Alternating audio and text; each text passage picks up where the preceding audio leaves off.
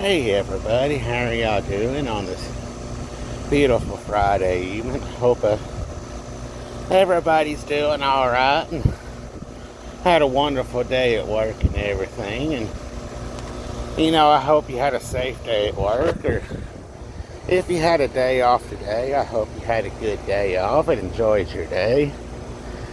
That yesterday was the last day of what turned out to be a 3-week long pattern of rain and severe weather and tornadoes coming through here where I live at now. Well, not just where I live, but the whole state and everything. And the storms that came through yesterday morning was the last little bit of it. Now, it wasn't as bad as they was hollering it was going to be on the news, because I slept through the heaviest part of it when it came through and woke up when kind of like the last backside of it was going through and the lighter part of it started kicking in. And today, which is Friday, is starting a pattern of it going to be in the middle to upper 90s with the feels like temperature up into the hundreds, and they're done giving out heat advisories for it, and that's just Alabama, crazy Alabama weather, and all part of living here in the South and everything. So you get used to one day it going from feeling comfortable to raining and severe storms and tornadoes coming through to the blistering hot, and all in the same day, or a short period of time. You get used to it. I can deal with that a whole lot better than I can the cold. I'm currently sitting on the porch enjoying some of this beautiful weather right at the moment. I'll put this on the front side of it. Y'all get some of the stuff I'm looking at. And ain't really a whole lot to look at through here.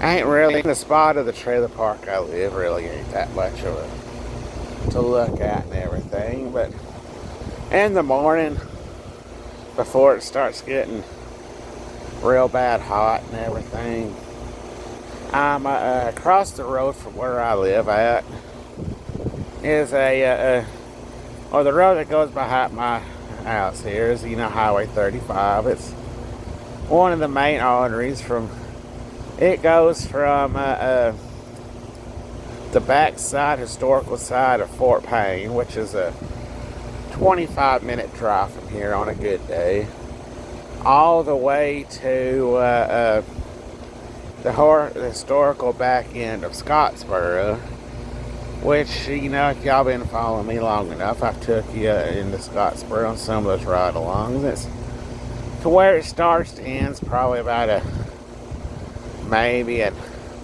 40-minute drive. It's it's not the longest stretch of road we got, but it's got a lot of traffic comes through, but you can catch, where I live at, you can catch it on times when you'll get a couple-minute break before you get a whole bunch of cars coming through, or a group of cars coming through. So I figure in the morning, before it gets too hot and everybody wakes up and wants to start going around driving and everything, I'm going to go do me a little fishing in the pond across the road. The lady that owns it, she goes to church with me and everything, and she's nice enough to let me go fish it. And only real rule she had was, don't trash it up. I bring something with me, take it back with me, and keep the gate locked, because they do have, it's in the middle of a pasture, and they got cows over there, which I understand.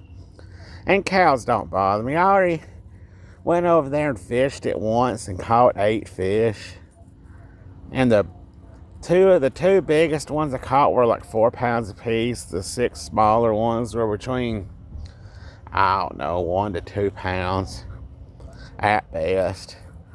And she said I could keep any fish I caught, but All honesty, I don't want to end up, I don't want to be the reason why that pond gets low of fish.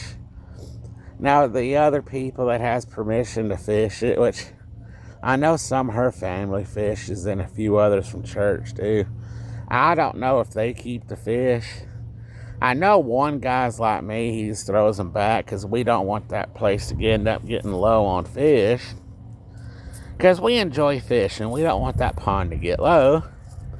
And all honesty, I ain't got to worry about having a fishing license to fish it. Because game warden's really not going to waste their time stopping by there to see, somebody fishing in a pond to see if they got a fishing license on somebody's private land.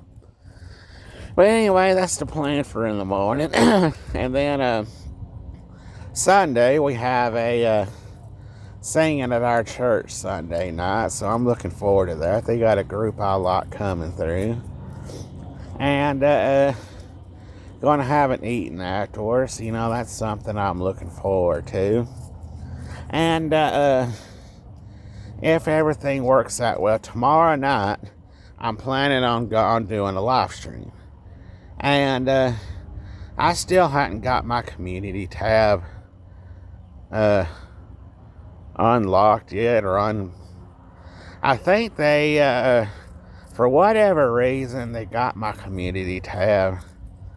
For once, it's been following me for a while. Y'all have done heard this story, but it's been, they locked it up for whatever reason. I don't know. And because, there for a while I was able to post on it. And then the next thing I know, I'm not able to post on it. Keep saying that my settings are kid friendly. And I don't know where. I've looked everywhere I could on here to try to figure it out. To where I could get it back to where I could post on community tab to let y'all know stuff that's going on. But anyway, that's the plan. Tomorrow night, sometime around 7, we're going to be doing a live stream. And doing a little catching up with you and everything. So anyway, I will, and in the last video I was telling you about me and this girl I was dating broke up. Well, comes to find out I dodged a bullet. She was letting me believe that, she really wanted to date me and everything. She was seeing a guy on the side. Because the day after she broke up with me, she went right smack into a relationship with a different guy. And so that lets me know, I was kind of sad about it until I seen where she jumped into a relationship with that fella. Yeah, I dodged a bullet there. So, her loss. And her mom told me she doesn't stay with one guy for very long. She'll bounce from one guy to the next, and that's going to, she's about like me. She's getting older. She's almost 40, and you just can't be doing, you just can't live your life like that. I don't care how old you are. But anyway, I will see y'all in the live stream tomorrow.